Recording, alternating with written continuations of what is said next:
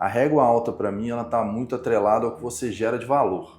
Então, você se esforçar muito para não entregar nada, a sua régua está alta, mas você não está agregando. Eu sempre fiquei muito atento a entender o que eu precisava agregar e o que iria agregar para então eu colocar minha energia naquilo. Você tem que achar dentro da organização o que é valorizado e quem quer fazer aquilo. Se você fizer uma coisa que ninguém quer para ninguém, não tem nada pior que você fazer um produto para um cliente que não quer comprar. E para o empreendedor é a mesma coisa. É um produto bom para quem quer comprar e ver valor no seu produto. Isso é uma régua alta.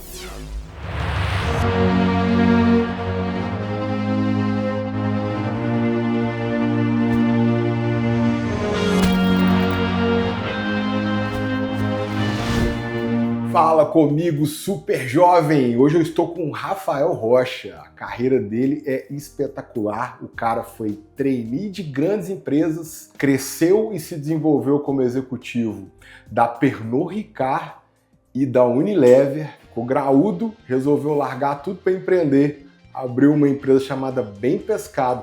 Cresceu ela exponencialmente, fez um exit, se você não sabe, é uma venda da empresa. Botou uma grana boa no bolso e agora ele está repensando aonde que ele vai apostar as fichas dele. Seja muito bem-vindo. Muito obrigado. Rafael Rocha vai contar para nós. Cara, conta para nós a sua história empreendedora e se você puder, começa com a sua relação mais cedo da sua vida, onde você puder pegar aí na memória. Tudo começou lá na infância, que a gente já é mais fuçador, né? Então, acho que essa característica sempre foi minha, na juventude. Meu apelido de criança era Pinga Fogo, na minha família, porque eu era o mais novo ali da família, então eu sempre estava buscando. Você era caçula? Você é caçula? Eu fui caçula da minha família e da família da minha mãe também.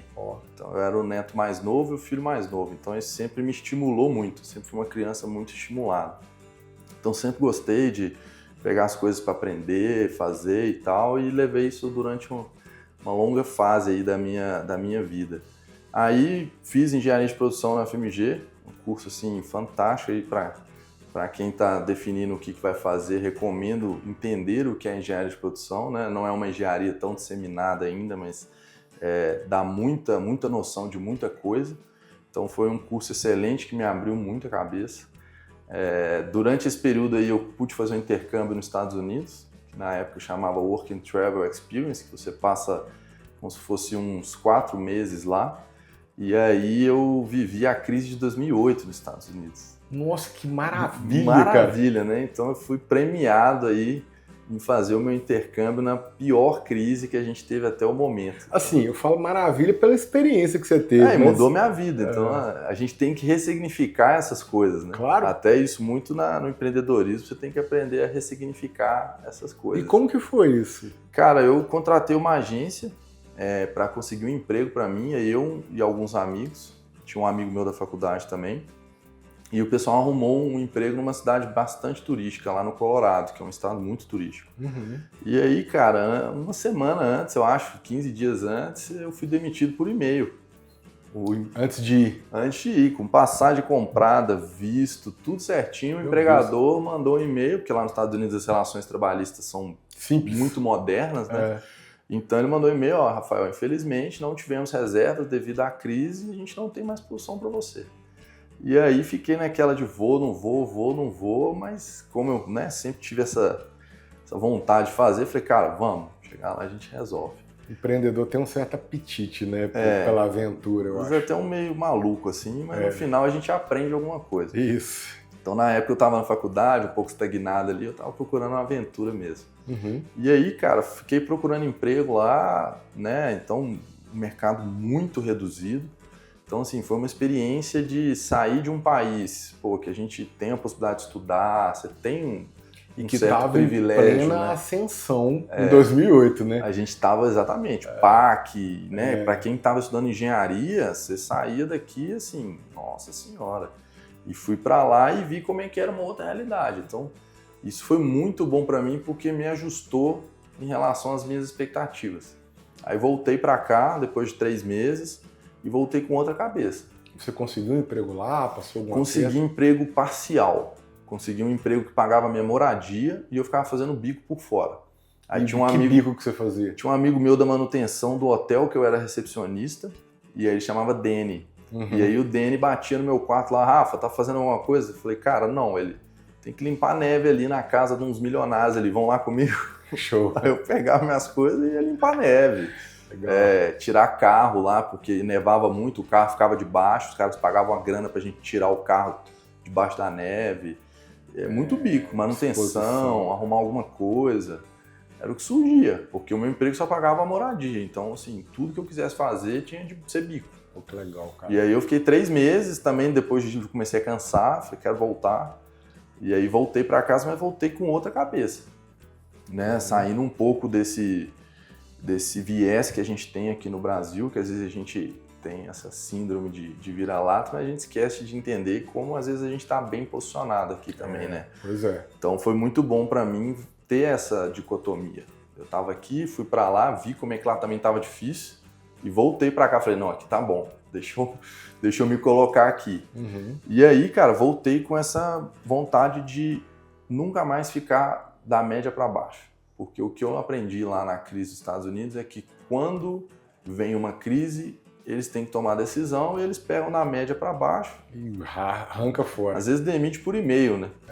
Igual, eu até brinco. Nem sei quem é você, mas você tá demitido, né? Tipo isso. Vou escolher aqui, um americano muito frio, né? Cara, aí eu perguntei, tem alguma coisa que possa fazer, tipo, reduzir meus dias? E o cara falou, não tem. Simples assim. Então foi uma excelente experiência. E aí voltei com esse negócio de, cara, eu preciso ser uma pessoa fora da curva, preciso me evoluir. E aí com isso, cara, meu irmão trabalhava em consultoria de gestão, faz muito sentido para quem faz engenharia, então eu comecei a minha carreira ali na consultoria. A maioria dos engenheiros de produção que eu conheço forma e vai para consultoria. Ou consultoria, mercado financeiro, ou empreende. Muito pouco da minha turma de engenharia, muitos poucos são engenheiros mesmo, sabe? Com CREA e tudo. Entendi. Eu conheço o pessoal vai muito para Falcone, tinha uma outra lá também. Cara. O Aquila também. Eu trabalhei numa outra que é a Accenture, também tinha muito engenheiro, que é uma consultoria bem grande. Então foi aí que eu comecei a minha jornada no mercado de trabalho. Tive essa experiência horrível lá, mas que me moldou. Então a minha carreira ela começou já com esse espírito. Nunca mais eu vou ser mandado embora, nunca mais eu vou ficar da média para baixo. Sempre vou entregar o meu melhor. Show. E aí comecei assim. E aí foi uma escola, consultoria, cara, de gestão, assim, para quem tá querendo aprender aí, eu recomendo. É uma escola, porque você tem acesso a pessoas seniors da consultoria, geralmente você também tem acesso a pessoas seniors do cliente, e você tá ali no meio tentando absorver o máximo e contribuir. Então, para mim foi excelente, assim, gostei mesmo do negócio, engrenei e comecei a tomar paixão pelo negócio. E fiquei 2 anos numa consultoria menor, depois 1 ano na Accenture, e aí tive a minha primeira experiência empreendedora quando um ex-chefe meu da primeira consultoria me chamou para entrar de sócio numa consultoria que ele estava abrindo. Então, antes disso, você não tinha empreendido assim? Não, foi nessa terceira experiência minha na consultoria. Foi a primeira vez que eu empreendi. E na sua família não tem empreendedores? Não, na minha família não tem. Meu pai e minha mãe é funcionária pública aposentada e meu pai ele trabalhou tanto na iniciativa privada quanto no serviço público. Então, assim, eles sempre E ele faz o quê? Meu pai trabalha na área de educação à distância, ele é analista de dados, trabalhava na Prodenge, que é a companhia do Estado, né? Caramba! Então, quantos anos que você tem? Eu tenho 37. Seu pai tem uns 70? Meu pai tem 76. Ele é dos primeiros, né? Cara, meu pai começou a lidar com a educação à distância quando a internet era discada. Eu lembro disso. Oh. Ele criando os primeiros modelos de EAD, na época que a internet era discada, tinha que adaptar material para poder conseguir baixar e tal. Que legal, e aí cara. Ele fez... no máximo 2 megabytes. Era assim, era uma outra EAD, não é o que a gente vê hoje, né? Claro. E aí ele fez desde programas para profissionalização do pessoal no presídio, chamava Janelas para a Cidadania, na época foi um projeto super legal, eu era novo, eu admirava isso, né? Até ajudar a construir a parte de EAD de grandes universidades. Então ele trabalhou muito nessa parte. Eu sempre aprendi muito com ele essa questão de criar as coisas. Mas que ele não fosse um empreendedor, ele era um intraempreendedor. Porque, ele começou a mexer na EAD, ele dava aula de banco de dados na faculdade, e aí o pessoal chegou na sala de professores e falou, gente, a gente vai criar um núcleo de educação à distância. Quem se candidata? Aí meu pai chegou, pô, coisa nova, me coloca aí. Ó, que legal, cara. E aí ele começou, se eu não me engano, foi em 94 que ele começou a lidar com isso, por aí. Então você herdou e aprendeu com ele Aprendi essa questão do... a pulada. Tiver oportunidade, né? Vai lá ver. Né? E a minha mãe trabalhava no tribunal também, era uma pessoa que gostava muito de trabalhar, sempre atrasava para me buscar na escola. Sempre Legal. Era o último. Bom demais. Porque ela sempre gostou de entregar. Se você é o primeiro da mamãe sempre, você fica mimado e aí não dá conta de viver depois. Lá em casa não era isso não. Primeiro obrigação, depois resolve o resto. Então assim, se tem que entregar, tem que entregar. Ah, meu filho tá lá. Não, peraí que eu vou entregar. Ele vai ficar vivo lá, deixa ele. Então, eu aprendi isso desde cedo. Disciplina, essas coisas eu sempre aprendi em casa. Ó, que bom. E aí, você estava na consultoria, teve a consultoria com seu irmão, né? Depois... Isso, meu irmão, na verdade, ele me indicou para consultoria. Uhum. Falou, cara, vai para consultoria que vai ser legal. E ele estava na Falcone, inclusive, ficou 8 anos lá. E aí eu tive essa experiência numa consultoria menor aqui de Minas, de BH. Fui para a Accenture com uma consultoria gigante. Então aprendi muito sobre esses modelos globais de metodologia, de aplicar em vários países e tal, foi super legal. Mas eu tive esse convite do meu ex-chefe para empreender e fui abrir essa consultoria menor. E aí nessa fase a gente foi ali, bootstrap, eles trouxeram os primeiros clientes, que eles eram 2 profissionais muito sêniores e eu entrei como o terceiro ali. E aí eu fui atraindo gente da engenharia para ir trabalhar com a gente. A gente chegou a ter umas 10, pouco mais de 12, até 12 pessoas a gente chegou a ter na consultoria. E aí a gente foi tentando construir, entregar, mas a consultoria ela tinha uma questão muito sazonal. Então a gente fechava o projeto, depois não renovava e tal, e acabou que o pessoal estava na fase de trainee e eles foram indo fazer outras coisas e tal. E é difícil ser pequeno e concorrer com Unilever. Na época, igual você falou, Petrobras bombava também. Petrobras, então, assim, tive amigos indo para mineradora, para Petrobras. O grupo OGX, na época, contratava um monte de gente. Depois foi se descobrir, né, que não era essa maravilha toda, mas levou gente também. E aí aconteceu que nessa eu também fui me frustrando um pouco. Foi a minha primeira frustração como empreendedor. Porque foi, cara... Para eu conseguir evoluir isso aqui, eu preciso escalar a equipe. E aí eu falava muito com os meus sócios, falava, gente, a gente não está conseguindo manter, as pessoas estão saindo e tal, e olha que nem está essa crise de mão de obra que está hoje, né? Então, assim, era outra época. E aí, nesse meio tempo, a gente conversou, a empresa estava um pouco mais estável e tal, eu falei, cara, minha janela de trainee está fechando também, e eu vou tentar um trainee aqui, porque eu tinha feito um projeto na área comercial, no Espírito Santo, para um cliente muito grande, assim, e eu convivi na área comercial lá com pessoas muito sêniores e eu gostei da área comercial. Entendi. Então foi o meu primeiro contato com comercial e marketing, foi num projeto de consultoria. E aí eu fui estudar isso, falei, cara, como que eu vou aprender isso de uma maneira mais rápida?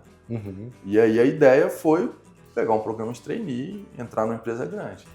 Então, na verdade, eu acho que essa foi o grande motivador, eu vi que ali estava tendo uma dificuldade para escalar na época, a gente não estava conseguindo, né, encaixar um modelo de mão de obra e ao mesmo tempo eu tinha gostado muito de uma outra área que eu achava que era uma área de futuro.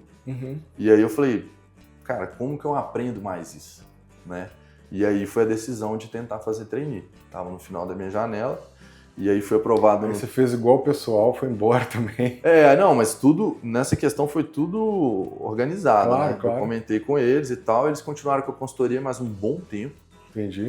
Inclusive hoje eles fizeram uma fusão com uma empresa de software, então aí meio que juntou uma empresa de RP com consultoria, então eles fazem um diagnóstico e aí eles meio que pegam os softwares e desenvolvem sob medida para as empresas, então assim, continuou, tá? Até hoje aí. Lógico que vários spin-offs depois, né? Eles estão aí bem ainda. O que é spin-off? Foi mudando de foco, né?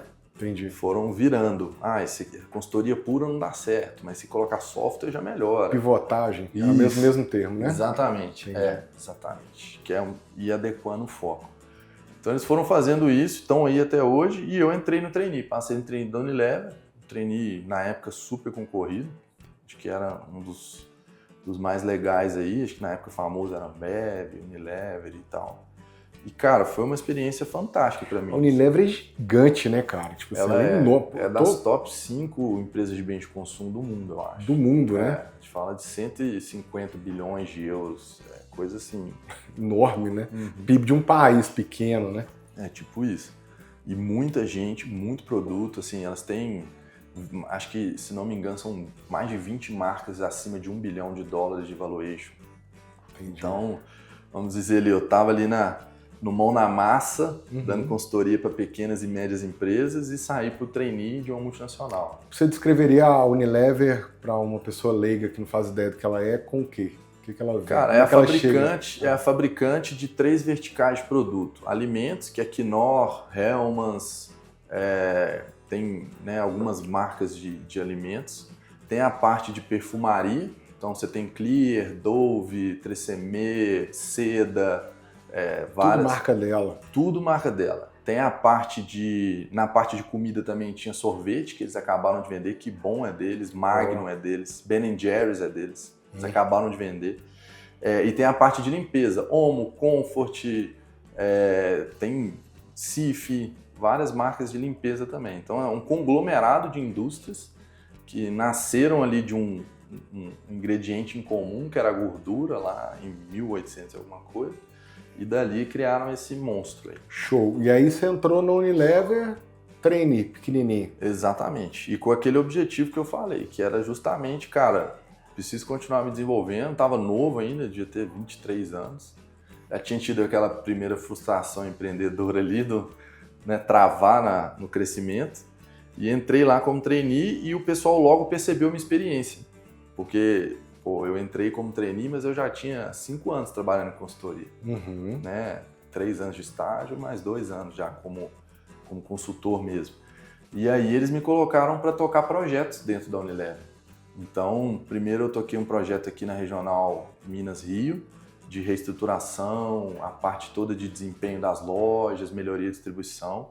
Aí foi super bem, e aí... eu acho que eu tenho esse viés até de levar o empreendedorismo para dentro das empresas também. Quando eu cheguei lá e vi essa oportunidade, falei com a equipe, falei, gente, vamos embora, vamos pegar isso aí debaixo do braço e levar para a gente. E aí a gente ganhou até prêmio no primeiro ano, tem uma premiação anual da Unilever na área de vendas, a gente ganhou o prêmio. E como que você vê isso? Porque a maioria das pessoas que está nas empresas, as pessoas não querem mais problema. E ela pensa assim, pô, não vou fazer isso aí pra quê? Não vou ganhar nada. Pois é, vou cara, ganhar mais. Mas eu sempre tive essa visão do longo, médio prazo. E eu acho que o empreendedor tem que ter isso. Tanto o médio empreendedor quanto o longo. Quando você começou essa empresa aqui, você ganhou logo no início? Claro que não. Então, claro que empreender é isso. Empreender, ele envolve um pouco dessa visão de médio e longo prazo. Então, eu sempre, até baseado no meu intercâmbio lá, que eu vi que a média para baixo dava ruim, falei, cara, eu preciso me destacar. Como que se destaca? Fazendo coisa diferente. Então eu via que todos os trainees estavam ali curtindo o início, né? Pô, você chega na empresa e tal, você tá ali curtindo, eu já tava, não, gente, aonde tem coisa para melhorar? Como que eu ajudo a melhorar? Esse era o papel do trainee, né? Então eu fui buscar isso, fui desenvolver. E eu acho que esse é o negócio, é virar a ótica. Cara, não é que eu vou ter mais trabalho, é que eu tô construindo algo diferente no longo prazo. Não tem aquela frase do como que você faz a mesma coisa todo dia e espera resultado diferente? Claro. É mais ou menos por essa ótica, então na sua visão, você via aquilo como uma oportunidade de ser visto também, né? Exatamente. Ser visto como alguém que é bom, que está acima da média, que resolve problemas. No médio prazo é isso. Isso envolve um risco porque não tem garantia, né? Não tem. Você pode não ser visto, alguém pode te abafar. Isso é uma questão importante de ler contexto. Então, assim, eu tive um pouco dessa experiência anterior da consultoria que me levou um pouco a ler esse contexto. Então, eu me juntei com pessoas boas, pessoas que estavam a fim de construir. Então, assim... que dividiam as glórias, né? É isso aí, você tem que saber também. Tem aquela questão, se você se juntar com gente pior que você, não vai dar em nada. Mas se você se juntar com gente melhor que você, vai dar super certo. E isso não só para empreender, quanto para intraempreender também. Então, você quer fazer isso dentro de uma empresa, de uma indústria, acha gente que quer andar. E eu fiz isso em várias indústrias depois. Na Pernod Ricard, a mesma coisa. Quis fazer projeto, ia para São Paulo, eu era regional aqui de Minas, gerente regional de Minas. Eu comecei a ir para São Paulo 1 ou 2 vezes por mês, para procurar gente no escritório que queria fazer projeto. Olha só. Falar, cara, vocês têm alguma coisa para Minas? Vocês têm alguma coisa para Minas? Vocês têm alguma coisa para Minas? Porque eu ficar só entregando meta mensal ia me levar a algum lugar diferente do que eu estava? Difícil. Todos os gerentes regionais têm que pelo menos entregar a meta, né? O que eu tinha que fazer para continuar evoluindo? Alguma coisa diferente. E aí eu fiz muito isso. Tanto no empreendedorismo você tem que achar as pessoas que querem construir com você, quanto no intraempreendedorismo. Você tem que achar quem que está patrocinando aquilo, né? No intraempreendedorismo você tem que ter um cliente interno, né? Muitas vezes eu sempre achei alguma coisa que tivesse alinhado com o planejamento da empresa ou de algum diretor ou de alguém que eu fosse resolver o problema daquele líder. E no mercado eu sempre resolvo o problema de algum cliente. Entendeu? Você sempre tem que ter essa visão. Porque aí entra o ponto que você falou, pô, será que eu estou perdendo tempo, estou trabalhando à toa? Depende. Você está resolvendo o problema de alguém? Se estiver resolvendo o problema de alguém, uma hora ou outra vai ser valorizado. Sim. E essa pessoa ela vai te entregar algo, né? É isso. E se ela não estiver te entregando, você tem que procurar outro cliente. Você não pode ficar ali. Se você fez uma entrega e não foi reconhecido, você está no intraempreendedorismo ou você está no empreendedorismo, você precisa sair fora e buscar outro cliente, né? Alguém não viu o valor. Não viu o valor, ou você não comunicou bem o valor, ou a pessoa não viu o valor naquilo. E aí você tem que buscar outra forma. Mas... Ou outra pessoa também, né? Outra pessoa, jeito, né? Exatamente. E assim, tem uma lei que é a lei da retribuição. Normalmente as pessoas que você ajuda, elas têm uma tendência a querer te ajudar de volta. Tem um amigo meu que é muito bom em networking e ele fala, networking é você primeiro gerar valor para depois pedir. Né? Então isso tem uma lei e 99% do humano é assim. Agora tem gente que é ruim mesmo e não vai fazer? Não vai fazer. Sim. Mas não desanima, cara, faz de novo, acha outra pessoa. E esse negócio do ruim ou não ruim também, para mim é mais desalinhamento. Às vezes a pessoa, você acha que ela está te prejudicando, mas na verdade ela está alinhada em outra coisa. Então assim, você está remando para cá, ela está remando para lá. Ela está te prejudicando. Cara, na verdade você está indo em caminhos opostos.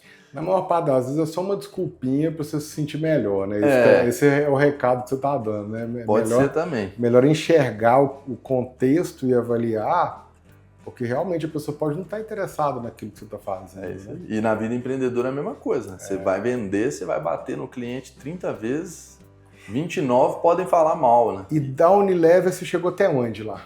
Na Unilever eu cheguei a ser gerente de canais e business intelligence. E aí eu liderava uma operação que tomava conta do Cone Sul, que a gente chamava. Que era Brasil e a gente dava suporte à Argentina, Chile, Paraguai e Uruguai. Então era uma vaga bem global, assim, tinha reuniões em inglês com o pessoal do global. Vamos dizer que eu saí ali da consultoria, né, no chão de fábrica e fui percorrendo várias regionais da Unilever, morei em vários lugares e ainda consegui uma vaga meio que de exposição regional. Então, assim, foi uma experiência muito ampla. Aproveitar que você já entregou valor para a audiência, vou te dar um dos presentes que eu vou te dar hoje. Boa. Tô vendo que você gosta de camisa... Não sei se essa camisa... Uma camisa simples, né? Isso aqui é uma camisa tech. Boa. Do nosso patrocinador, que é a Consolatio.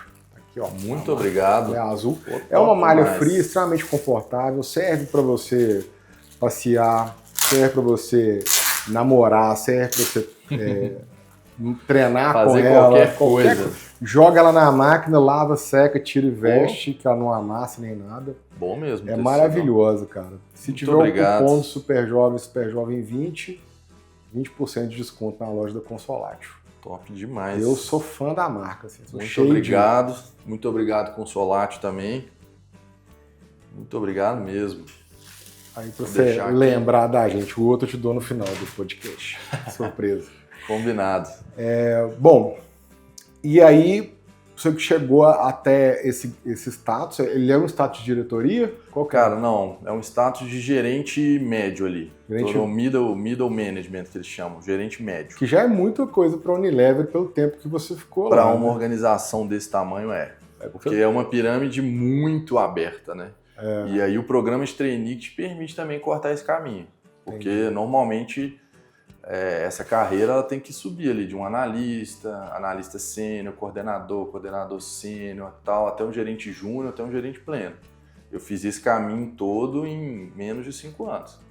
Né? Então, assim, pessoal, tem gente que via com muitos bons olhos e tem gente que ficava um pouco enciumado também, que isso é normal de grande corporação. Né? Claro. Mas faz parte. Não, pequeno também.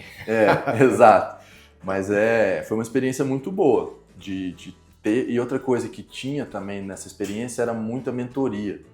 Então, a gente, como trainee, a gente participava de muito evento com os outros diretores, com o VP, porque na Unilever 50% da liderança era ex-trainee. Então, muita gente passou pelo que a gente passou e estava disposto a contribuir. Então, eu aprendi muito esse valor do networking e das redes, que é um pouco do que você está fazendo aqui, trocar ideia, aprender e tal. Uhum. E aí você vê que minha trajetória está muito atrelada ao aprender, né? Sim. Eu tenho um professor da engenharia de produção, que é o João Martins, ele nos deu a primeira disciplina, que é a Introdução à Engenharia de Produção. Uhum. Na época eu ali com 17, 18 anos, ele falou, cara, a principal habilidade do engenheiro de produção é aprender a aprender. Oh.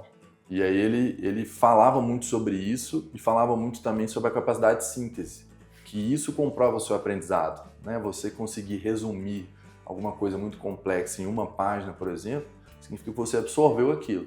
E na época eu não tinha experiência para entender aquilo. Mas depois, com o tempo, eu fui entendendo que essa é uma grande habilidade que a gente precisa ter. Então eu sempre usei isso muito na minha vida. Eu tenho a oportunidade de aprender alguma coisa nova, eu estou sempre aberto.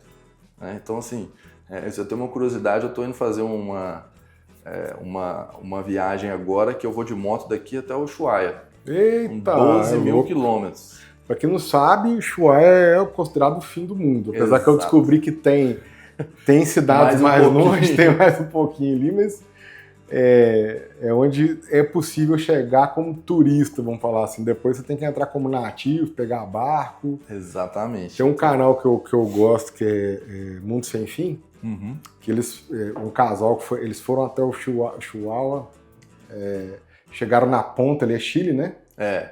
Aí eles chegaram na ponta do mapa e aí lá eles descobriram que tinha mais longe. Mais um pouquinho. Aí foram mais um pouquinho e ficaram numa cabana assim, toda improvisada, no meio do nada, aí descobriu que tinha uma cidade mais longe ainda, que morava 20 pessoas. 20 pessoas? E 2 eram guardas. Nossa!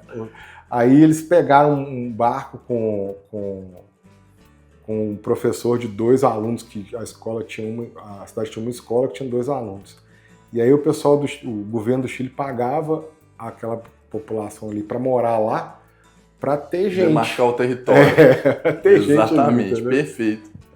Mas aí, eu tô indo nessa linha, Você cara. Vai nessa. Tô indo de mente aberta para aprender, viver experiência nova. Tô aproveitando esse tempo agora de transição que eu tô tendo, do exit da empresa. Então, a minha vida é muito pautada em experiências, em evoluir, em construir. Assim. E da Unilever tu foi pro... Eu fui para Pernod Ricard. Pernod Ricard. Aí eu já estava um pouco mais, vamos dizer assim, mais cascudo. Na Unilever rodei muito, mudei muito de cidade. Eu queria voltar para BH. Então esse foi um ponto que começou a pesar nessa fase aí. Eu estava com uns 28, 27 anos. E aí eu quis voltar para BH por uma questão pessoal. Consegui essa vaga de regional na Pernod Ricard. A Pernod, pessoal, para quem não sabe, ela é a segunda maior indústria de bebidas destiladas do mundo.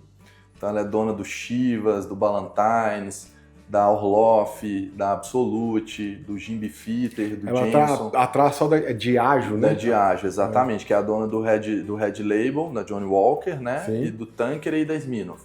Então é a briga dos dois ali, como se fosse Heineken e Ambev, Sim. é Pernod e Diageo. Show. Então eu vim para Pernod como regional. E o desafio na época, além de aprender a voltar a morar em BH de novo, né? Você sai na cidade de São Paulo, mora em Goiânia, Brasília, Vitória, no Nordeste. Quando você volta para BH, tem esse aprendizado de voltar para cá, né? Então teve isso, teve uma... Diz que tem que ficar 15 dias comendo pão de queijo todo dia, né? É por aí. E aprender a contar mais casos, ser um pouco mais amigável, né? Porque em São Paulo as coisas são muito pragmáticas em São Paulo, né?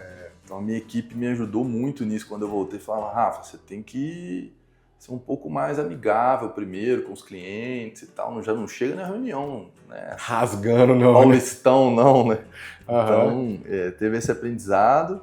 E, cara, foi muito legal porque a gente chegou na regional e, mais uma vez, eu fiquei um tempo me adaptando, então fiquei quieto. Uhum. E aí, passou um tempo, eu chamei a minha equipe e falei, gente, vamos fazer alguma coisa diferente? Porque, pô, ficar correndo atrás de meta todo mês, né? Vamos ficar aqui 20 Sem anos. sentido, né? Fazendo a mesma coisa, cara, e tem coisa para fazer. E aí a gente decidiu pegar projetos para fazer. E aí um projeto que a gente pegou foi o Gin Beefeater. Na época, gin tava voando, foi 2017, 2018, ali foi a moda do gin. Uhum. E a gente pegou aquilo ali debaixo do braço, desenhamos um projeto. Pô, como que a gente vai fazer isso aumentar consumo? Entendemos consumidores, fomos pra rua. Isso é uma coisa que eu sempre gostei, né, de estar perto ali da onde as coisas acontecem, sair do escritório e ir lá ver, para construir as coisas mesmo. E aí, pô, foi super legal, ganhamos prêmio, fui conhecer a fábrica do Gin Beefeater na Inglaterra, que é dentro de Londres, isso é uma curiosidade. Oh. Só existe uma fábrica de Gin Beefeater no mundo e é dentro de Londres. É dentro de Londres mesmo, no coração de Londres. Caramba! E aí a gente teve essa experiência fantástica de conhecer a fábrica. E aí depois também a gente participou de uma convenção de vendas na Irlanda, que é o país do whisky Jameson. E os irlandeses queriam desenvolver Jameson no Brasil. É o quarto whisky mais vendido no mundo e no Brasil era irrisório. E aí, voltando para BH, chamei a equipe de novo e falei, gente, vamos pegar esse projeto? O pessoal, vamos embora. E já estava animado com o projeto do Beefeater, né? Uhum. Vamos embora. Colocamos o projeto na rua, a gente sozinho aqui na regional, sem dinheiro de São Paulo, sem dinheiro de fora. Contamos com parceiros sempre. Tinha um pessoal aqui do Grupo Chalezinho, que era super parceiro nosso. O pessoal comprou a ideia, vamos embora, vamos construir. E, cara, quando a gente trouxe o pessoal de São Paulo para ver o projeto, já estava lindo o projeto. A gente já tinha identificado os hábitos de consumo, já tinha entendido que precisava de um drink para aumentar o consumo do whisky.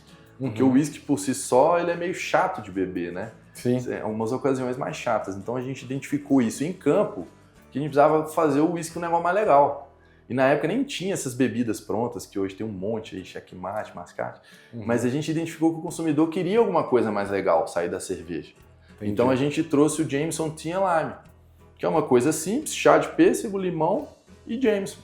E isso, cara, bombou de um jeito, assim, que o consumo multiplicou por mais de 1000, assim. A gente vendia poucas caixas de Jameson e hoje vende milhares de caixas de Jameson.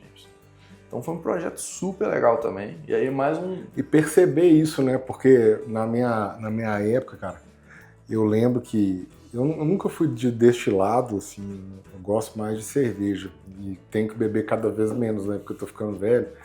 Então, assim, a minha turma que gostava de destilado sempre ficava com o pé atrás de qual destilado que ia colocar. Sim. Sempre. E aí a gente Porque tem uns traumas também, né? Vodka Natasha e aquelas porcarias todas que os caras enfiavam. A própria Orloff a gente enfrentou a gente teve que fazer uma reestilização da Orloff. Porque a gente, nessas buscas nossas, a gente identificou que a marca estava um pouco cansada. O pessoal estava envelhecendo e o pessoal mais novo tinha essas questões, não quero tomar um porre, né? As gerações mais novas estavam assim. E aí, mais uma vez, buscando alguma forma de fazer alguma coisa, achei uma ex-gerente da Unilever, que estava como gerente de Orloff lá em São Paulo. Falei, Mari, vamos fazer um negócio assim para fazer Orloff bombar de novo? Ela falou, cara, vamos. Então é isso, achei uma pessoa que queria e a Mari veio para cá, comprou a ideia, vinha para cá direto. E o seu trabalho era fazer as ações de marketing? Cara, o meu trabalho era só bater a meta de venda. Era só isso. Mas eu não me contentava. Eu sempre... Você podia ficar ligando, tentando vender. Eu podia só ficar controlando a equipe de executivos. Gente, vocês visitaram os clientes, o que o cara queria comprar? E aí você começou a fazer parceria, fez com o Chalezinho, com outros pontos. Fui com os clientes, cara, como que a gente ajuda vocês? Como que isso virou resultado? Porque a gente conseguiu estimular consumo. E a gente estimulava consumo e estimulava até consumo consciente também. A gente... tentou tirar um pouco esse negócio de ficar bebendo só combo, sabe? Tirar combo com energético, que hoje até recentemente foi proibido, né, de você colocar energético com bebida alcoólica dentro. Não sabia. Até essa polêmica do Toguro, do sabor energético, Uhum. é porque na época a gente como multinacional já tinha estudos de que não é saudável se misturar energético com bebida alcoólica. Uhum. E a gente já era estimulado a não estimular isso. Então na época a gente já tentou parar de ficar estimulando o consumo de vodka com combo de energético. E aí nisso a gente foi se aproximando dos nossos parceiros que a gente chama de on-trade, que é onde você consome no local. Né? Então on-trade é bar, restaurante, festa, balada e tal. A gente foi se aproximando deles, falando, cara, como que a gente ajuda vocês a desenvolver consumo que não seja prejudicial à pessoa? E outra coisa que a gente identificou também é que se for prejudicial para a pessoa, ela consome menos. Se tiver uma experiência ruim com álcool, quanto tempo você vai ficar sem beber? Então, por que você acha que eu não bebo destilado? Pois é. Exatamente por isso. Então a gente foi muito... Cara, a gente sempre foi Pode colocar aí, sei lá, eu tô com 45, 30 anos. É isso. A gente sempre foi muito nessa, cara, de entender o consumidor mesmo, de resolver a dor da pessoa. Então o cara queria se divertir, mas ele perdeu o controle. E aí deu um resultado ruim. Como que eu entrego valor para ele, que é se divertir, sem um resultado ruim? E uma coisa muito interessante, Rafael, que é o seguinte, você continuava com suas metas, e aí tu inventou um trabalho abstrato que não tinha garantia nenhuma de dar resultado. Não tinha garantia. E aí esse resultado veio... Demais. Ele veio Paralelo. Com força. E tipo assim, você conseguiu capturar isso ou isso veio para a marca inteira? Não, então, aí foi... Como que tipo assim, quem estava na diretoria percebeu que foi o seu trabalho que fez isso? Como é que... Então, aí tem a questão de entender as pessoas certas, né? E aí a gente foi construindo esse relacionamento, aí teve a questão das premiações, que me ajudou muito. Então, tinha um concurso de Beefeater, eu sempre busquei os concursos, porque o concurso no empreendedorismo, ele é como se fosse o sucesso do mercado. É como se você fizesse uma empresa e viesse aqui contar, né? Então, dentro das empresas, você faz o empreendedorismo e acha uma forma legal de contar isso, sem se achar, nunca foi meu perfil, né? Se a gente um dia for conversar com pessoas que trabalham comigo, ninguém nunca vai falar que o meu ego é enorme e tal, mas ao mesmo tempo eu construí o negócio com a minha equipe e fazia a questão de levar todo mundo para onde aquilo ia gerar resultado e ser mostrado. Então, além dos resultados virem nos números, o que demora, porque você gera consumo, aquilo começa a extrapolar a sua meta, a gente também buscava pontos para tornar o trabalho visível. Então, na Unilever, a gente identificou os prêmios. Todo final de ano tinha prêmio. A gente pegava aquele projeto e, gente, vamos lá. Isso aqui dá visibilidade. Então, essa é uma questão relevante e que a gente vê que empreendedor também. Hoje em dia, você não tem que estar na mídia, também você não... a gente não vê grandes CEOs aí, né? No caso da CIMED, o pessoal não está, né, se colocando e tal. Então, vocês aqui fazendo esse trabalho super legal de influenciar mais empreendedores e empreendedores. Uhum. Então, esse trabalho tem tanto na empresa quanto para o empreendedor. De você fazer um trabalho legal e também mostrar de uma forma que crie valor. Né? Uhum. Não é ficar se colocando como superior nem nada, é realmente criar valor com isso. Eu acho que eu consegui capturar aqui que foi a parada. Eu imagino que dê para mapear os dados, né? Você tem uma regional que você tem que vender nela, aquela região é sua. Então, se você está estimulando sua regional vendeu mais, só pode ser por isso. É isso. Isso é um ponto. Isso é direto. Só que demora. Sim. A pessoa tem que consumir, o ponto de venda tem que abastecer, o distribuidor. Então, assim, nós estamos falando 6 meses, um ano. Mas isso é bom demais. 6 meses, um ano, eu acho ótimo. Para você ter um resultado de impacto. Para empresa grande, dá para fazer. Sim, ainda mais que você tem... Eu entendi que você vai chegar no bem fresco, eu sei que é mais complicado. É bem mais complexo. Agora, você causou desejo, né? Você estava vendendo destilado, você causou desejo, aí nesse desejo de consumo causado, as pessoas começam a procurar mais aquela bebida, que aí vai aumentando a demanda e chega o resultado na conta final. Número incontestável. Tem um outro ponto que você também fez um marketing pessoal. Isso. Você começou a disputar concurso interno e ganhar. Isso, né? Com números primários. Então, assim, tinha distribuição, que é um número... Antes do volume 20 de faturamento, você conseguia ver a distribuição. Número de pontos de venda que tem a marca, número de festas que foram feitas. Então, a gente foi identificando outras formas de também ir mostrando o resultado antes dele metrificando, né? Exatamente. Aí acompanhando o resultado. Planejamento e monitoramento sistemático. É o famoso PDCA. né? Que é o planejamento, execução, check, que é conferir se foi feito, e plano de ação. Top. Isso, cara, é a forma como o meu cérebro funciona. Meu cérebro funciona rodando o ciclo de PDCA. Eu tento fazer uma coisa, faço um plano, vou lá, executo rápido, pego métricas daquele plano que eu posso ver na execução se está funcionando. Então, por exemplo, eu vim hoje para cá pelo trânsito. Eu calculei uma estimativa de tempo por um certo caminho, é meu plano. Vambora executar. Durante isso, eu tô vendo, já era para eu estar na metade do caminho, mas passou 15 minutos, era para eu demorar 30. Eu tenho ali checkpoints em tempo real. Aí aconteceu um acidente e eu vi que já passou mais tempo, eu tenho que tomar uma atitude. Então eu uso isso no meu dia a dia, para tudo. Então isso a equipe também foi pegando. E eles foram entendendo o que eram métricas que a gente podia usar para a gente ver se estava realmente dando resultado sem ter que esperar um ano. Porque também a gente podia ficar ali esperando e não vir. Sim. Né? Então a gente fez isso. Muito bom. Excelente. E aí de lá tu foi para Accenture? Não, de lá eu fui para Mars, que é uma multinacional de alimentos. É a dona do M&M's, Snickers, Twix. Que perigo. E aí, exatamente. Engordei 6 quilos nessa época. Foi até pouco. Engordei 6 quilos. E aí eu fiquei como regional de Minas, Rio e Espírito Santo, muita viagem com Snickers e M&M's na mochila. Já era, deu né? no que deu, né? Tu chega lá no aeroporto, quanto que é o sanduíche saudável? R$50. Tem uns Snickers aqui. Exatamente, exatamente. E aí foi interessantíssimo entender a cultura. A Mars é uma empresa familiar, então ainda tem muito da cultura da família Mars da empresa.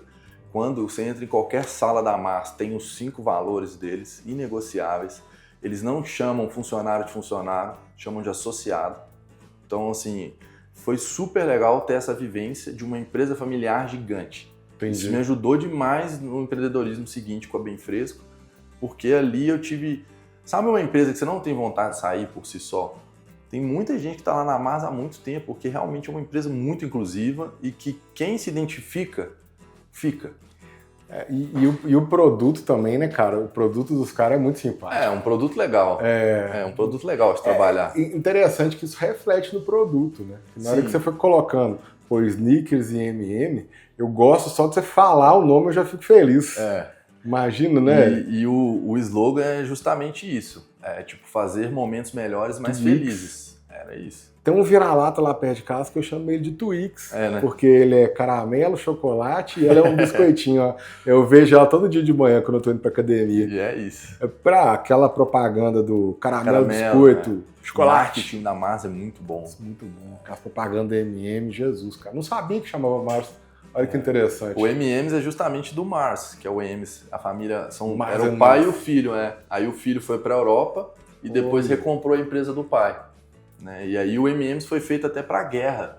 Ele era uma comida para os soldados americanos, porque ele é extremamente calórico e aquela cobertura dele, teoricamente, não derretia. Então era uma forma de você ter uma ração ali extremamente calórica que resistia ao clima.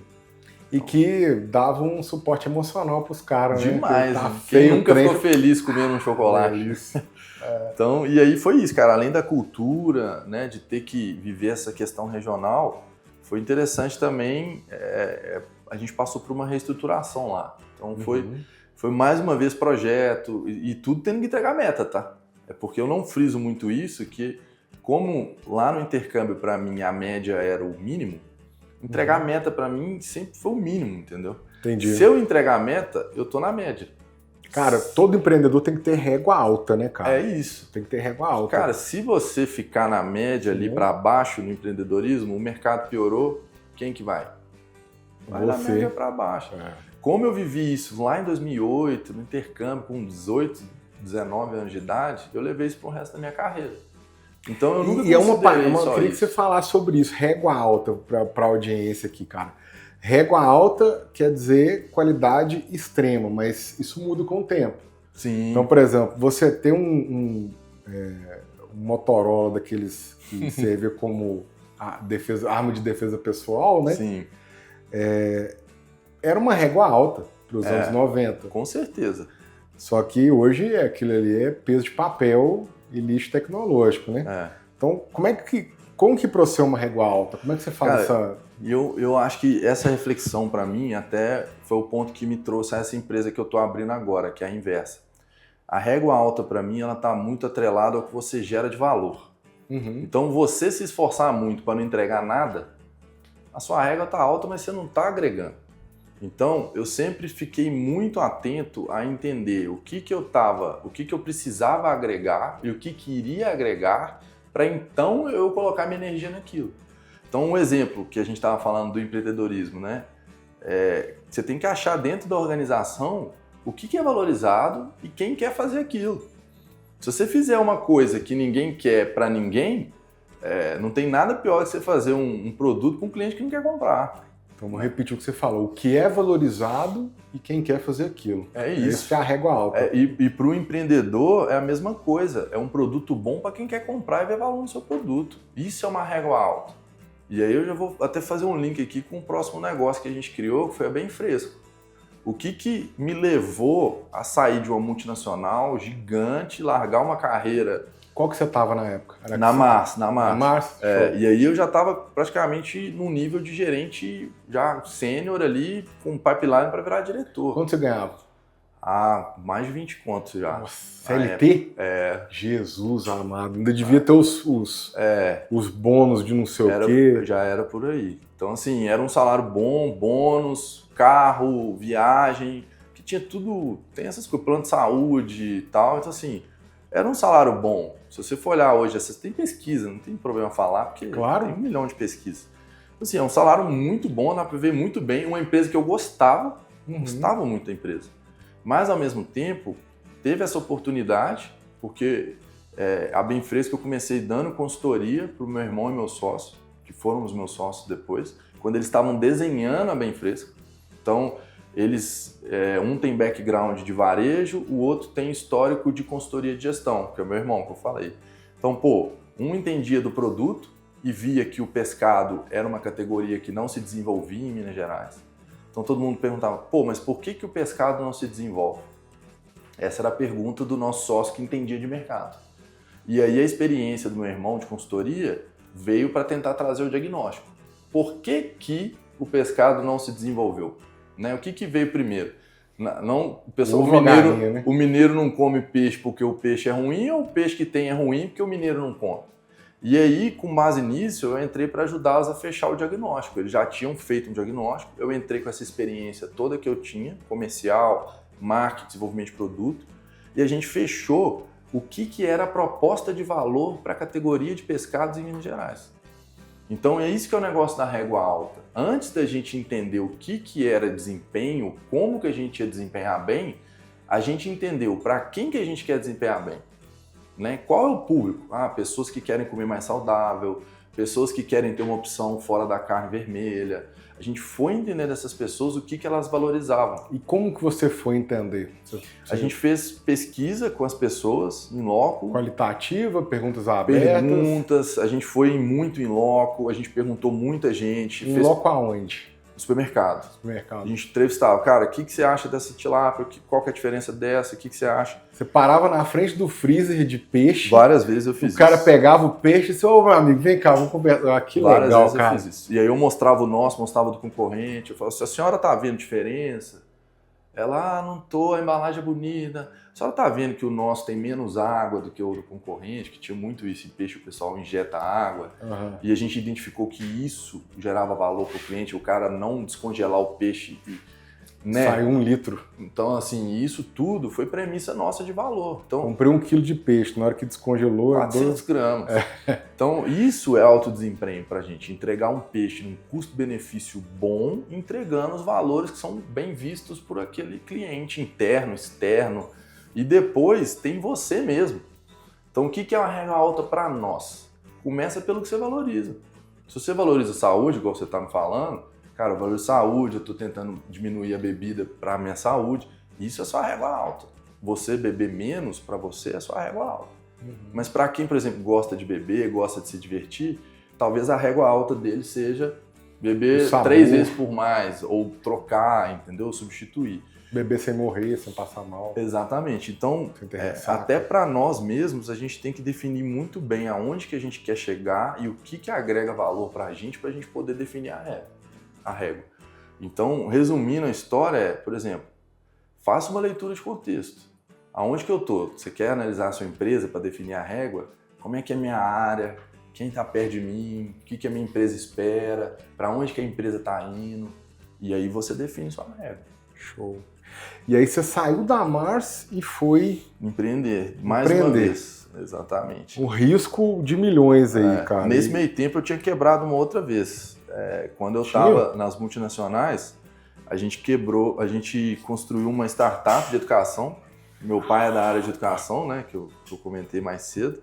E aí eu tive a oportunidade, junto com outros sócios, que um deles também era da área de educação, a gente construiu um produto em 2013 que era um super produto de educação. Assim. A gente resolveu tudo. Pegou grandes especialistas de educação e perguntou para os especialistas como que resolve o problema da educação no Brasil. E os especialistas têm uma excelente experiência e criamos uma puta solução, uma solução que pegava muitas variáveis dos alunos. Investiu quanto? Cara, se eu não me engano, na época, eu acho que passou de $500 mil total. 2013? 2013. Somando todos os sócios, né? Nossa senhora, grana porque pra caramba. Eu não guardo pra não né? Ficar remoendo. Igual eu falei do negócio do intercâmbio, pra mim é ressignificar. Vambora, entendeu? Foi mais um aprendizado. Claro. E o aprendizado nessa hora foi, pegamos os melhores especialistas, criamos o melhor produto de acordo com aqueles especialistas, mas na hora de levar para o mercado, o pessoal que tinha que ver valor não viu o valor. Então a gente conseguiu colocar em algumas escolas, uma escola queria o boleto automático, uma escola queria correção de prova automática, uma escola queria chamada automática, mas ninguém viu valor naquele tanto de solução.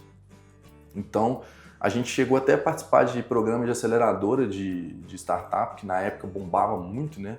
A gente chegou na final da Estação Hack, que é uma aceleradora startup do Facebook. E aí eu lembro que meu pai foi na reunião como especialista explicar, e o feedback da banca foi: essa aqui é uma das melhores soluções que a gente já viu para educação. Vocês conseguem predizer na época sem inteligência artificial, mas com heurística, que era cruzando variáveis, né? A gente conseguia predizer o desempenho do aluno e a evasão dele. Então, por exemplo, o cara começou a faltar muito, não pagou o boleto, a gente cruzava. Faltou na aula, tal, chegou atrasado. A gente começava a cruzar isso para predizer. Provavelmente esse cara vai sair. Então, para a época, era sensacional. Mas a gente tinha que fazer as pessoas verem valor naquilo. E aí a gente acabou fechando a empresa. Porque o pessoal falou, cara, vocês estão 15 anos à frente do tempo de vocês. Vocês têm que voltar daqui a 15 anos, que vai dar agora, praticamente. Eu lembro de uma história, cara, dos primórdios da internet, que o cara fez um supermercado delivery, só que eu acho que foi em 2008, 2005, não sei. E era um negócio perfeito, que tinha uma logística sensacional, entregava rápido, com a caixa toda bonitinha, tudo quanto era tipo de alimento, só que não tinha demanda. É isso. Às vezes o pessoal não via valor na época. E aí eu volto ao negócio da régua. Às vezes você tá com a régua alta demais num contexto que não vê valor naquilo. Então você tá queimando a sua energia. E aí por isso que eu amadureci essa questão da régua. Você tem que manter o sarrafo alto, certo, criando valor. Qualquer coisa pra fora aquilo que é valor para quem vai te pagar e não porque você imagina de mundo, né? Se for uma causa sua, você tem que criar valor para quem você considera, né? Ou para sua empresa, ou para o seu sócio, ou para o seu cliente, ou para você mesmo, né? E a gente tem que olhar para a gente mesmo também. Então, assim, manter a régua alta para a gente você valoriza a saúde, você tem que cuidar da sua saúde, você está mantendo sua régua alta. Ah, tô preguiçoso, não tô fazendo suas coisas, você tá deixando a sua régua cair. Você tá deixando cair. E aí, cara, hábito é um negócio, né? A gente conhece bem, empreendedor tem que ter disciplina. Tem que construir hábito. Eu postei ontem, aliás, no meu Instagram lá do Super Jovem, disciplina é a primeira habilidade que qualquer empreendedor tem que desenvolver, porque ela é base de todas as outras. É isso aí. Você se dispor a fazer uma mudança, se dispor a ir na frente do supermercado, conversar com o consumidor que está escolhendo seu produto para localizar o que é valor para ele, é ter disposição e disciplina, né? Quantos compradores do supermercado eu fui lá, depois dessa carreira toda de multinacional, que eu já comandava uma equipe de 15 pessoas, multi-países, e eu sentar na frente do comprador para explicar a proposta de valor. Nós estamos aqui porque a gente identificou que a categoria de pescado em Minas Gerais ela está se desenvolvendo mais devagar do que o resto do país. Porque o consumo médio mundial é 20 quilos por habitante por ano. No Brasil é 10 quilos por habitante por ano e em Minas Gerais é menos de 1. Então, cara, a gente está aqui para colaborar com você. Como que você quer que a gente ajude a construir a categoria de pescado? Aí o cara, tinha gente que falava, pô, legal, realmente, concordo. E a gente fala, cara, vocês estão viajando, some daqui. Entendi. Então, tem que ter disciplina, humildade para poder construir realmente as coisas, né? E a disciplina para tentar e a humildade para entender os feedbacks sem desistir, né? Saber, cara, a gente não é perfeito, pega o aprendizado, igual eu falei, roda o PDCA, ajusta seu plano e vamos embora de novo, vamos para lá. Então, foi justamente essa transição. E assim, e teve um ponto legal dessa transição, cara, que eu fiz meu pedido de demissão no dia, se eu não me engano, 26 de fevereiro de 2020. Não sei se você se lembra, mas a pandemia explodiu no dia 15 de março. Então, cara, se tem terror, foi o que a gente passou ali. Imagina a minha cabeça. Calma, nós vamos falar desse terror aqui daqui a pouco. Imagina. Me explica uma coisa aqui. Você fez a consultoria para o seu irmão e para o seu sócio, na época, e qual momento você resolveu ser sócio deles? Isso. E falar assim, cara, eu vou jogar tudo pro alto e vou. Como é que foi essa? Foi uma construção. Eu entrei. Quanto tempo demorou? O total foi praticamente uns 8 meses, 7 meses. Então, assim, eu fiquei no início ali com eles construindo durante 2 meses. E aí eles falaram, cara, muito bom, mas esse projeto, ele tem muito peso comercial e marketing e nem eu nem eles somos comercial e marketing. Ixi. Então, assim, muito legal o projeto que nós desenhamos, mas não são vier, nossas habilidades. Entendeu? Ele é de varejo, ele tem outra empresa, então ele não pode sair de lá. Eu venho de consultoria, não sei fazer isso aqui que você sugeriu. Então você tem que pular para cá. E aí eu comecei a refletir. E aí tem uma questão, de novo, da régua. E aí tem uma coisa que eu valorizo muito, que é equilíbrio pessoal também. E a época viajar, né? Eu estava como regional da Mars, então eu viajava muito na época.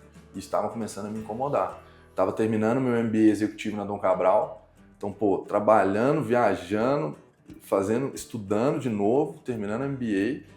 E aí eu vi uma oportunidade de dar um próximo passo na vida que falei, cara, eu sempre gero valor para todo mundo, né? E por que eu não posso voltar a empreender depois dos últimos 2 fracassos que eu tive, um na consultoria lá no início e um na startup que quebrou?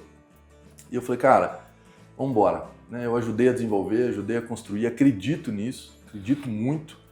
E aí passa um medo e tudo, mas o que eu acredito muito é que hoje a gente já tem a capacidade de fazer bons planos.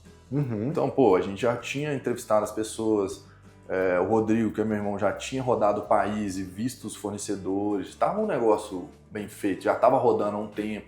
Eles começaram a testar antes de eu ir.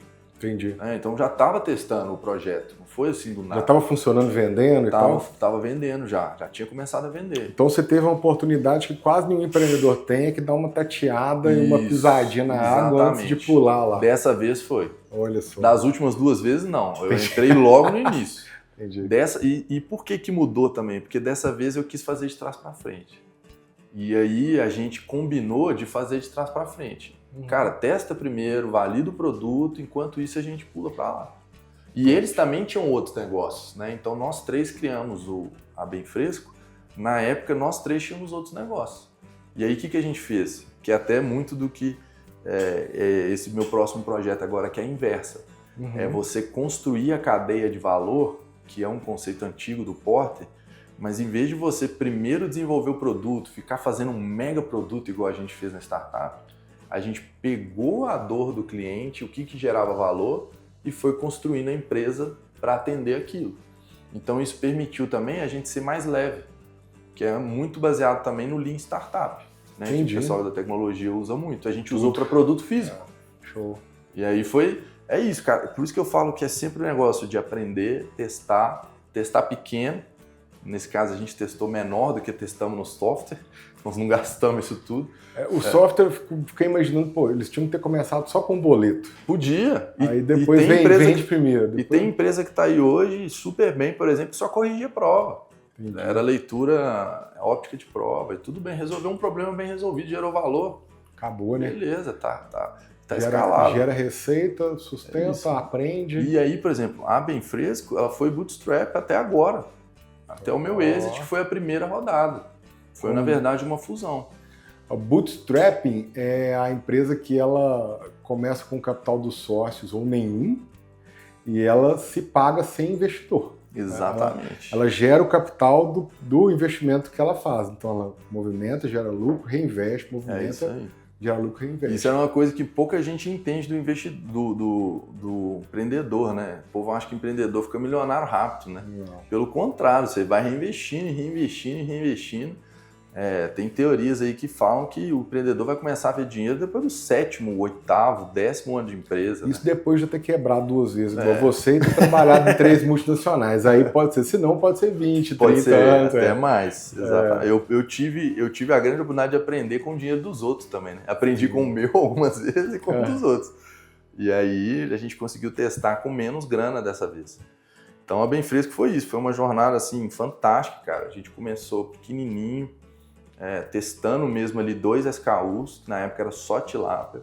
E aí dentro do plano... SKU é o produto, né? É o Stock Keeping Unit, é o EAN, código de barra. Cada código de barra é um SKU. Vocês começaram com 2 SKUs. Era tilápia de 400 e tilápia de 800, para testar. Então a gente fez o estudo, mapeou que o consumidor mineiro queria comer mais peixe, mas não sabia como.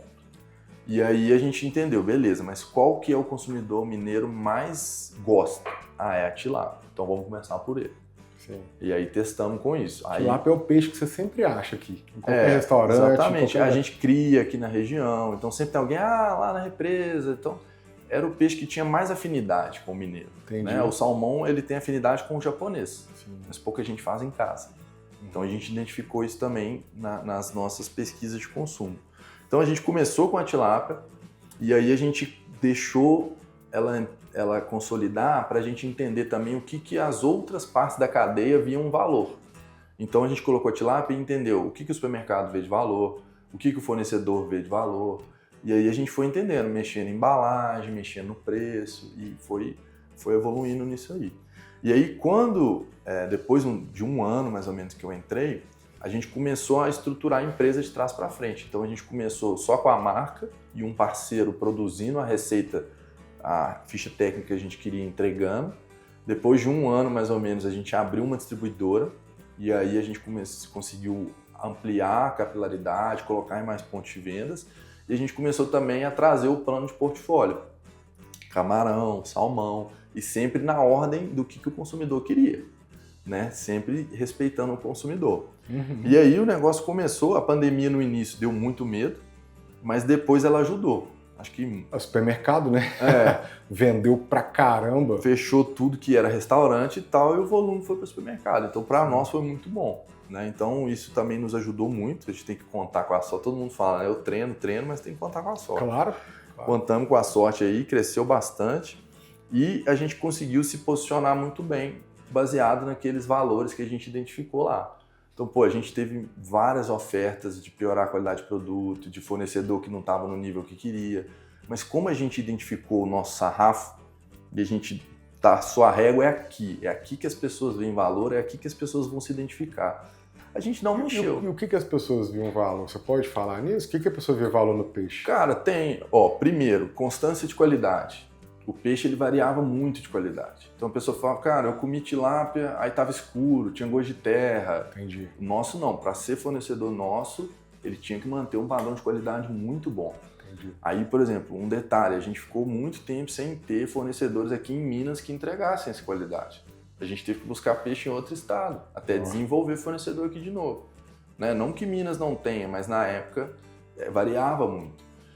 Salmão, tem algumas espécies de salmão, então a gente trabalhava muito isso, camarão, então a gente entendeu que confiabilidade era um ponto extremamente relevante, constância de preço era uma coisa muito relevante, porque proteína oscila demais, Então a gente tentava manter o máximo que a gente conseguisse o preço. Às vezes espremia margem, tudo, mas mantinha. Consistência de fornecimento. Às vezes a pessoa está acostumada a ter um produto falta. E isso, para quem trabalha em varejo, gente, é uma trabalheira. Quem tem que ser responsável pelo produto do supermercado é a indústria, tá? O supermercado, ele compra e vende. E aí tá faltando na loja, sua equipe tem que ir lá abastecer e tal. Então a gente criou muitos processos para entregar valor nisso também. Porque adiantava ter um produto bom, com constância, com preço e não tá na loja? Não. Então a gente foi construindo tudo isso, porque agrega valor. Nossa, tem um refrigerante que eu adoro, que é 0 caloria, que chama Nick Cola. Eu acho top. Não tem grandes redes, eu consigo comprar no Uberaba lá, que eu moro no Nova Pampulha, atrás da cidade administrativa. O Uberaba era cliente nosso lá. O Uberaba... São gente boa demais. Eles são daqui, né? São. Eu tenho um apartamento no Planalto, só que eu não moro mais lá, e tinha um Uberaba perto, foi ali que eu vi o supermercado, aí consigo comprar. Só que não tem constância. Eu fico bravo demais, cara. Minha namorada me zoou que eu vou lá e compro 12 garrafas de uma vez pra estocar, porque some. Toda hora some. Então a gente foi identificando exatamente isso. E foi criando, e aí a gente não acerta em tudo. O empreendedor acerta em tudo. Então, ainda mais quando você está no furacão ali, a empresa cresceu mais de 10 vezes em menos de 5 anos. E ela já estava tomando um tamanho grande, porque é produto físico, congelado, então a menos 21 graus, então imagina a complexidade de se operar. A gente chegou a vender mais de 3 mil toneladas de peixe no ano. 3 mil toneladas? 3 mil toneladas. Então assim, é muito peixe. Imagina girar isso, carreta, estoque, na loja. A gente tinha uma equipe de promotores que o pessoal trabalhava pra caramba para repor isso. E ainda tinha uma sazonalidade na quaresma que 60% do volume de peixe é vendido de janeiro até Semana Santa. Então você tem isso, eu vivi muito na massa também com chocolate. Você tem ali 3 meses para fazer seu ano. Entendi. Então isso estressa muito a empresa. Mas a gente sempre focou em construir valor, em eficiência e em entregar aquilo que realmente estava agregando. E aí, cara, foi uma jornada assim fantástica, muitos altos e baixos. Tivemos alguns erros de portfólio, que a gente não usou nossa própria metodologia, né, de olhar de trás para frente. Então a gente lançou linha Amazônia com tambaqui, aruanã. O empreendedor ele tenta resolver um problema que não existe, né, cara? Às vezes a gente cria problema pra gente mesmo. Porque assim, a gente precisava crescer e a gente foi identificar as alavancas de crescimento. Uma alavanca era novas espécies. A gente só esqueceu de usar a metodologia, que foi a metodologia que a gente usou para criar e deu certo, né? Só que, cara, no turbilhão é empreendedor. Empreendedor é ser humano, né? Claro. Se até multinacional esquece, imagina a gente. E aí tem um viés também nosso. A gente quer fazer dar certo, a gente quer dar certo. Então a gente lançou alguns produtos, Truta, que é um produto aqui da Serra da Mantiqueira, que é um excelente produto. E aí foi validado pelos compradores do supermercado, por chefes de cozinha que a gente mandou, todo mundo amou o produto e o consumidor não sabia cozinhar. A gente só esqueceu desse detalhe. Eu tô com esse problema num produto meu aqui. Falta uma perninha para poder... Eu vou criar um produto de educação na frente porque o meu cliente não tá entendendo a minha ferramenta. É isso aí. Eu tenho 2 produtos aqui, que é o Busca Milhas, que trabalha com empresas que operam milhas aéreas, e o DOT8, que é um sistema de controle de folha de ponto eletrônico. Perfeito. Os dois têm esse problema, assim, o Busca Milhas, a gente criou um produto para viajantes, que é você encontra as tarifas awards, que são as tarifas promo das companhias aéreas, na minha aplicação. Isso faz com que você possa voar 3, 4 vezes mais com suas milhas aéreas. Sim, então, às vezes que está 40 mil, você acha por 10, por exemplo. Exatamente. E eu consigo pegar todas as datas. Não é uma data só que não dá para você ir porque você está trabalhando. Eu pego ali o preço mais baixo ali, o menor preço, e eu consigo te entregar um ano inteiro para frente. É muito bom. É muito bom, eu não fico sem ele mais. E eu vou com milhas há 10 anos. Não fico sem milhas aéreas e nem a minha aplicação. Só que o meu cliente ele não entende ainda, então eu tenho que botar um produto de educação na frente para poder escalar esse de baixo, senão não vai dar. É isso aí. E tô fazendo isso já. Cara, e aí volta naquele ponto que a gente comentou. Você comentou do empreendedor, ele acha que vai gerar mais trabalho, tem que olhar o médio e longo prazo. Então, nisso aí, a educação, você está olhando médio e longo prazo. Você está entendendo como que você vai fazer o cara enxergar valor naquilo. Isso. Então, eu estou fazendo uma conexão porque você trouxe um produto que o cliente não sabia cozinhar, que era maravilhoso, mas o cliente não sabia cozinhar. Que é o mesmo problema que as pessoas que lançaram liquidificador no mercado tiveram que resolver. Não sei se você sabe disso, mas as primeiras propagandas de liquidificador, elas demoravam 30 minutos. Para explicar como é que funciona. A gente que tem pé dos 40, nasceu já, cara, liquidificador sempre teve lá. Uhum. Né? Ninguém precisa explicar para nós como é que funciona. Você põe cuidado. A gente já sabia aquilo ali. É isso aí. Só que quando ele foi lançado, não. As propagandas demoravam meia hora, a dona de casa ia lá, que na época tinha essa separação. Formas de usar e tal. O que você podia fazer? Fazia panqueca, fazia vitamina, não sei o que, pro papai, e o pessoal começou a comprar. É isso aí. E aí tem um ponto muito interessante disso, não invista demais num produto que o consumidor não sabe usar. Que aí que é o que você quebra antes, que é o que a gente fez. A gente investiu demais lá na startup, né? Sim. E aí a linha Amazônia, não, a gente investiu pouco, a gente tirou de linha. Né? Então a gente já estava mais maduro ali. Vocês usaram o conceito de MVP, né? Exatamente. Falaram, cara, qual que é o lote mínimo que tem que ter e tal. É complexo, porque peixe na Amazônia tem uma certa data para você pescar. Né? Então a gente teve que estimar. A empresa sempre foi muito certa, tudo certinho, então a gente tem uma janela para pescar. Estimamos o volume anual e pedimos para produzir. Foi para pescar lá, a gente produziu. Então foi isso. Mas já foi, igual você falou, muito mais maduro por toda essa bagagem. Né? Imagina lançar um produto errado de peixe. Você tem que jogar, você tem que dar o produto. Com um all-in ainda no meio, né? Você tem que dar o produto. Tem que dar. Então, assim, eu acho que a gente como empreendedor tem que tirar um pouco o ego nessas horas e focar em realmente resolver a situação.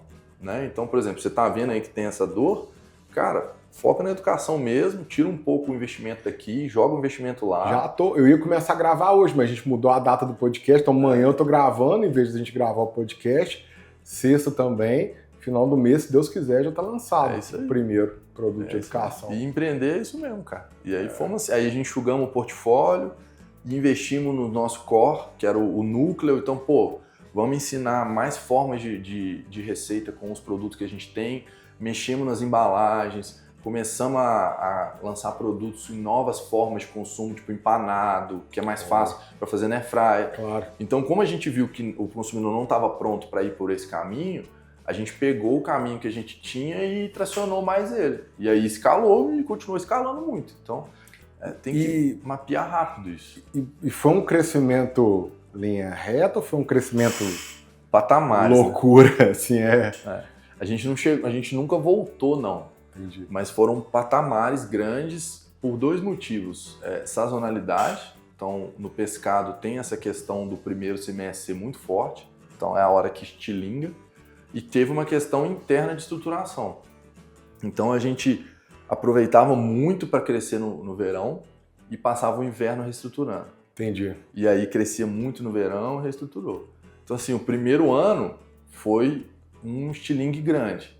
E aí pega essa base e multiplica por 10 ainda, já do primeiro estilingue. Entendi. E isso em 5 anos. Então, assim, você pegou um estilingue de 10x e coloca em patamares. Teve alguns anos que a gente dobrou de tamanho. E vocês já montaram pensando em vender? Cara, não necessariamente vender, mas já preparado para investidores. Como a gente já tinha histórico de empresa grande e tal, a gente já montou a empresa assim, toda pronta para passar por uma due diligence, que é a auditoria, né? Então a empresa era 100% certinha, tudo certinho. Tanto que quando a gente passou por esse processo agora de fusão, a due diligence foi assim, passou numa velocidade incrível. O que é due diligence? A due diligence é o processo de confirmação de que tudo aquilo que você colocou nos controles e resultados da empresa realmente são verídicos. Entendi. Então entra uma auditoria dentro da sua empresa e aí você fala, faturei 10 milhões, cadê as notas fiscais? Entendi. Deu tanto de resultado, cadê o custo eu gastei... Os extratos bancários... Gastei tanto de cartão de crédito. Então, assim, a gente fez já pensando que a gente ia receber investimento. Porque a gente já sabia que uma empresa de produto real, físico, para escalar precisa de investimento. A gente já fez muito chegando onde a gente chegou sem investimento, né? Fazendo bootstrapping, que é reinvestir o que a gente tinha de lucro. Mas a partir dali a gente sabia que uma hora ia ter.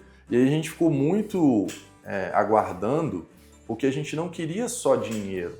A gente queria o que o pessoal chama de dinheiro inteligente, ou smart money, que é quando alguém agrega alguma coisa junto com o investimento. E aí acabou que a gente não foi só investimento, né, mas eles estão fazendo um plano de investimento agora, mas a gente conseguiu um outro grupo, um family office, que entendia de uma competência que a gente não era tão bom, que foi a mesma coisa que fizeram na minha entrada. Falaram, cara, a gente não é bom de comercial, vendas, planejamento e tal.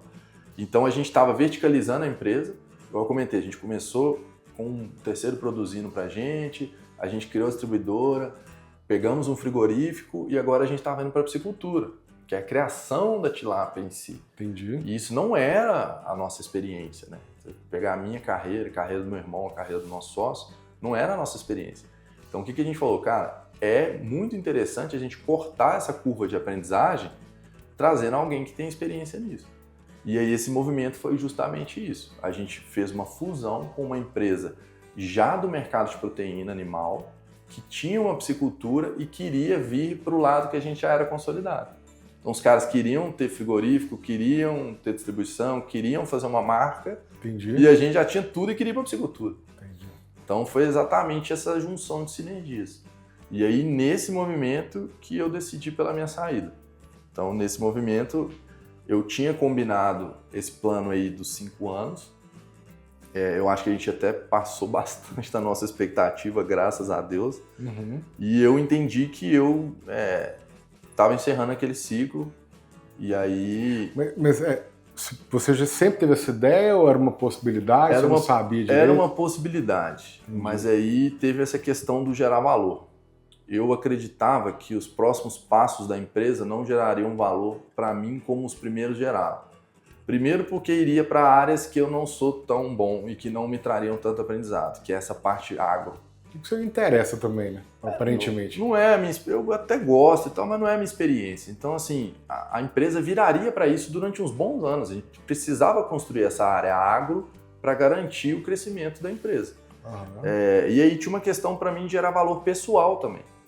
Essa empresa foi como se fosse um filho para mim, né? E aí tinha essa questão de a vida privada, numa empresa que cresce tão rápido, ficar de lado. E uma hora essa conta chega. Então a minha barra da vida pessoal não estava tão alta como a minha barra da vida do trabalho. Ela estava muito mais alta que essa. E aí eu aproveitei esse momento para equalizar.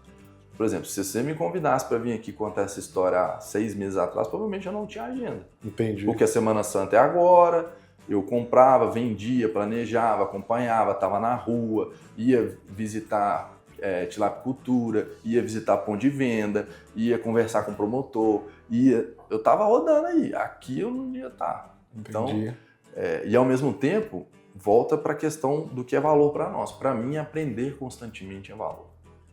Então eu queria ter um pouco mais de tempo para isso também. E teve algum momento que você achou que ia quebrar, assim, então, putz, vai dar tudo errado agora? Alguns, tá? Você pode compartilhar. O da pandemia é o primeiro, né? Claro. Quem não achou que ia quebrar na pandemia? Mas esse aí é genérico. Esse foi.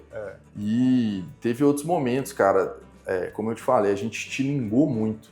E aí eu tava até conversando com o pessoal da indústria da moda, quem vende produto físico, pessoal, tem um problema chamado estoque, né? E quem trabalha com produto sazonal, né, e moda, ou no nosso caso também que tem que vender num período curto, né? A moda tem 3 meses ali para vender tudo, já mudou a coleção. Sim. A gente tem entre o início do ano e a quaresma para vender também, no inverno ninguém come peixe. Entendi. Agora melhorou muito, graças a Deus, né? E a gente teve alguns problemas com isso. A gente queria crescer muito, planejava uma certa quantidade de compra, produção e sobrava produto. E aí o fluxo de caixa é muito espremido, né? Um exemplo, por exemplo, foi a linha Amazônia. Ela deu um resultado muito ruim, não a ponto de quase quebrar a empresa, porque era bem pequeno, mas assim, assustava.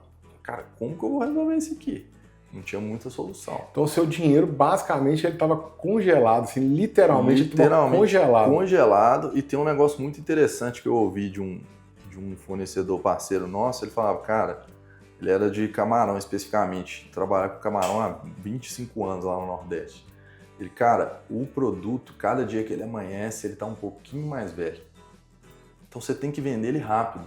E isso era uma característica. A marca chama Bem Fresco, apesar de ser um produto congelado, a gente viu que um valor era o produto estar bem congelado. O produto ele tá num aspecto bom. Então a gente tinha que fazer girar rápido. Então nosso estoque estava congelado e envelhecendo. Então assim, era uma ansiedade fora do normal pra gente. E Entendi. foi um aprendizado muito bom. Assim. Hoje em dia, com tudo que a gente desenvolveu de controles, as pessoas que a gente trouxe para nos ajudar, e isso, gente, empreendedorismo é gente.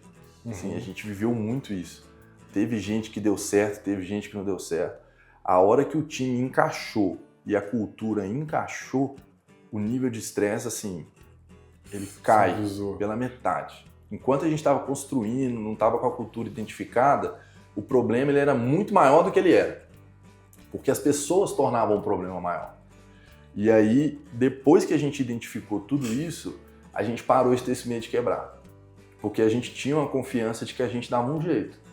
Entendeu? Agora, enquanto a gente ainda não tinha essa equipe consolidada, a cultura consolidada, o mercado consolidado, os clientes consolidados, o medo era maior. Mas, cara, uma coisa que eu aprendi é manter a humildade e sempre testar pequeno. Porque os maiores medos vieram de testes que a gente superestimou. Então, os lançamentos foram os nossos maiores perigos.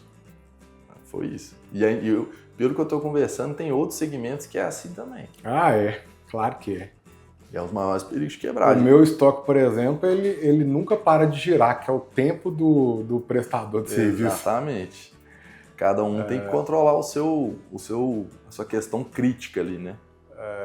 Aquilo que eu escolho, que faz hoje, tecnologia é extremamente perecível. Às vezes tu gasta milhões e aí na hora que você lança, tá obsoleto. Putz, é isso aí. É foda. Tem que estar o tempo todo ali reajustando e melhorando. Ah, bom demais, cara. Cara, vou te dar o seu presente final. Espero que você goste. Uma lembrança. Muito obrigado. E eu queria que você desse uma mensagem final para os empreendedores que nos assistem aqui. Peraí, deixa eu abrir aqui, ó. Caneca top. Muito bom. Ah, boa. Não esquece de curtir a jornada, é isso mesmo. Vira aí. E com o logo ainda, da Inversa, boa. Pode fechar falando da Inversa, por que você vai fazer agora. Exatamente. Porque a Inversa ela tem uma lógica de propósito para ti, né? Tem. De vida e de valor agregado naquilo que você vai fazer. Exatamente. Como consultor novamente. A ideia da Inversa é unir as minhas duas réguas altas. A régua da vida alta com a régua profissional alta. Que é eu gerar valor para as pessoas, para as empresas, enquanto eu gero valor para mim mesmo. Que legal. Então, eu passei esse tempo aí depois do exit refletindo bastante. Primeiro a gente descansa, né? Termina de resolver as questões aí contratuais e tudo. E com a ajuda também de profissionais, mentora, que eu contratei, inclusive, a gente chegou à conclusão de que para unir esses dois pontos, seria muito legal eu unir grande parte dessa jornada que eu passei, porque querendo ou não, já andei bastante, né? Tive essas possibilidades aí, errei também e ressignifico isso como aprendizado. E a ideia da Inversa é juntar tudo isso numa metodologia nova que eu estou desenvolvendo e em breve devo lançar aí, acho que vou escrever um livro também sobre essa jornada, que é a cadeia de valor invertida. Então é pegar um conceito antigo de administração, que é a cadeia de valor, que é basicamente você mapear os processos que geram valor para o seu cliente e os processos paralelos, como RH, finanças, e você desdobrar aquilo para construir e otimizar. Então, esse é o fluxo normal, né? As indústrias, elas da década de 1920 ali, sempre se preocupou muito em construir a indústria e o produto para depois buscar o mercado, né? E essa lógica, principalmente depois da área da tecnologia, da parte, né, de social commerce, redes sociais, ela inverteu. Tanto que a própria indústria da moda, eu gosto muito de citar a indústria da moda porque ela também é muito dinâmica. Você vê que hoje a indústria da moda, ela produz aquilo que ela testou e deu certo. Não é? Que o pessoal tem reclamado muito que a Shein e que o pessoal, eles lançam numa live, 90 horas depois ou 10 dias depois, aquilo ali está produzido, pronto para ser espalhado. Então é mais ou menos essa lógica que é a cadeia de valor invertida. É você entender efetivamente o que gera valor para o seu cliente e para quem está nessa cadeia com você, e você construir tudo de trás para frente. Assim você garante que você não está desperdiçando nada. Na verdade, a inversa é a ordem certa, né? É isso que eu tô trazendo, né? É a ordem atualizada para o mundo atual. Então, assim, essa questão, igual eu falei mais cedo, do errado e certo, é complexo, porque às vezes estava direcionado para uma coisa, você fala até errado. Não, estava direcionado para o século passado, para antigamente. Entendi. Antigamente você tinha que fazer um negócio bem feito para depois achar mercado. Claro. Vou te dar um exemplo claro da tilápia, por exemplo. Por que ninguém tinha conseguido fazer o que a gente fez no pescado? O pessoal primeiro preocupava em produzir a tilápia, produzir o salmão para depois ir vender. Mas para quem você vai vender isso? Sendo que o consumidor, ele enxerga pescado tudo como uma coisa só. E o cara que está na quaresma não pode comer carne bovina, por exemplo, hoje ele quer comer tilápia, ele quer comer salmão amanhã, camarão depois. Mas e ele vai comunicar com um de cada? Sendo que o camarão está lá no Ceará ou no Rio Grande do Norte, o salmão está no Chile ou na Noruega e a tilápia está aqui? Essa era a lógica antiga. Né? Você tinha falta de produto e excesso de demanda. A partir do momento que você inverte isso em termos de mercado, você precisa inverter a metodologia também de construção.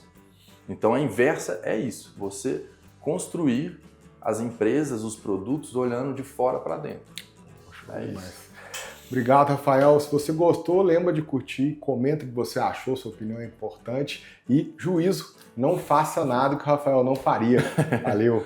Obrigado. Valeu, André. Obrigadão.